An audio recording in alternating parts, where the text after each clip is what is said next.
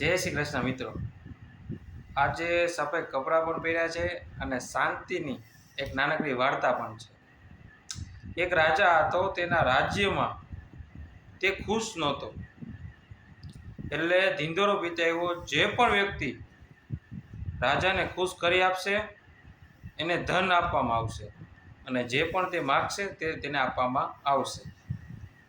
તો એક વ્યક્તિ એની પાસે ગયો અને રાજાને કીધું, રાજા, જો તમારે ખુશ થવું હોય ને તો જે વ્યક્તિ ખુશ હોય ને તેનું ખમીસ પહેરી લેવું, એટલે તમે ખુશી થઈ જાઓ।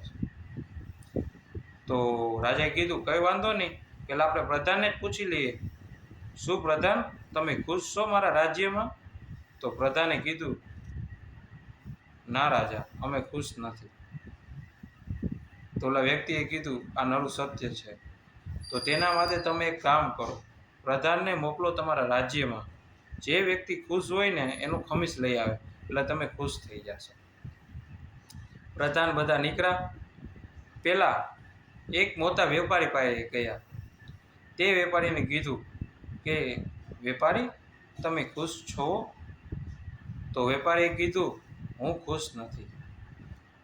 પ્રધાને કીધું, કારણ કે મારો વેપાર તો આમ બહુ સારો છે અને મોટો પણ છે, ગામે ગામ જાય છે, પણ મારી પણ એક ઈચ્છા છે કે ઘરે ઘરે તેલના દીવા બળે, મતલબ કે મારું ઘરે ઘરે તેલ પહોંચે, તો હું ખુશ નથી।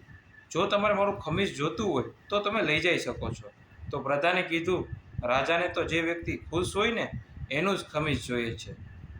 ત્યારબાદ તે બીજા વ્યક્તિ પાસે ગયા, તેને પણ પૂછ્યું, જો તમે ખુશ છો? તો તેને પણ કીધું, અમે ખુશ નથી। સૌએ પોતાના કારણ દીધા, બરાબર। આખરે જ્યારે સૈનિક થાકીને એક જગ્યાએ પાણી પીતા હતા ને ત્યારે એક વ્યક્તિને પૂછ્યું, કેમ છે ભાઈ? તો કે ખુશ છું।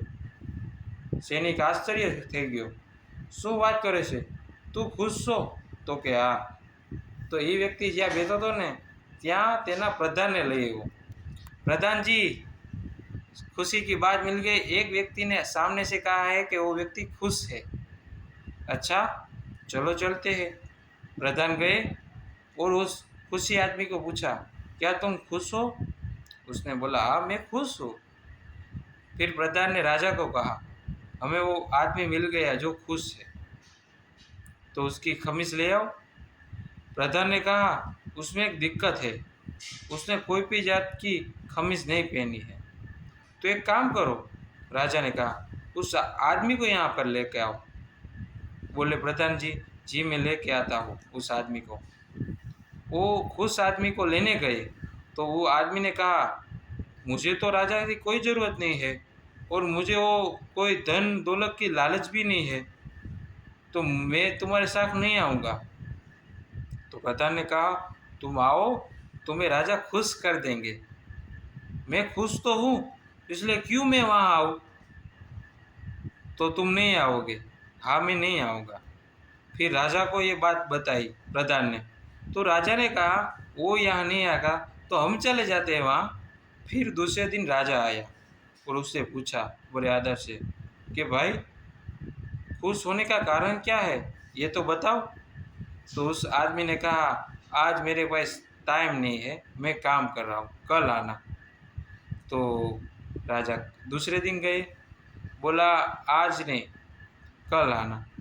फिर तीसरे दिन राजा वेश बदलते सामान्य आदमी की तरह गए उसके पास और उसे पूछा, बता दो ना तुम खुश कैसे हो? तो उसने बोला, मैं खुश कैसे हो ना, अब मैं तुम्हें बताता हूँ, क्योंकि तुम राजा हो, उसका अभिमान तुम्हें उतर गया है और तुम सामान्य आदमी की तरह मुझे पूछने आया हो मैं कैसे खुश हूँ। मैं इसलिए खुश हूँ कि किसी चीज़ की मुझे लालच नहीं है। तुमने पूछा मेरे पास खमीस, मुझे खमीस की भी लालच नहीं, कोई भी चीज़ की मुझे लालच नहीं है, इसलिए मैं खुश हूँ। धन दौलत ये सब की जिसको छोटी छोटी चीज़ें जो हमें खुश रखती है ना, उस चीज़ों का भी मुझे लालच नहीं है। जब उन चीज़ों से परे हो जाऊँगा ना तब तुम खुश होगे। और ये होने का कारण क्या है? राजा ने पूछा तो खुश आदमी ने बोला बताया कि अंदर की आत्मा, जिस आदमी की अंदर की आत्मा से जो खुश होता है ना, वो बाहर से भी खुशी होता है, खुशी दिखा सकता है, खुशी महसूस कर सकता है, खुश रह सकता है। राजा वो बात समझ गया और दूसरे दिन से वो भी खुश होने लगा। फिर से राज्य में धिंडोरा पिट गया कि अब राजा खुश है, आप आनंद मंगल करिए। उस तरह राजा खुश हो गया। मित्रों, यहाँ पे एक छोटी सी बात है, अगर आप खुश रह सकते हो उसका कारण एक ही है, अपने अंदर से, अपने अंदर और झांकिए, किस बात की खुशी से आपको खुशी मिलती है वो जानिए। हर आदमी दुखी क्यों है? क्योंकि वो पूरी ज़िंदगी जान ही नहीं सकता कि मैं कैसे खुश हूँ, किस बात से खुश हो सकता हूँ। वो आप बात जान सकते हो ना, तो आप खुश रह सकते हो। Thank you.